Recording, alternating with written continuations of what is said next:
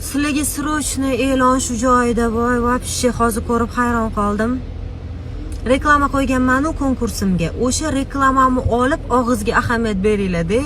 Prям mashta o'zini sun'iy intellekt qilgan, ovozim boshqacha. Yana boshlashgan mashayniklik qilishni. 100 martalab aytibman, ey insonlar, ishonmanglar, hech kim hech qayerda pulinglarni ko'paytirib bermaydi. Unaqa narsalar yo'q, davno yo'q bo'lib ketgan. Men u qildim, bu qildim, odamlarni o'zi mana bunaqa-da.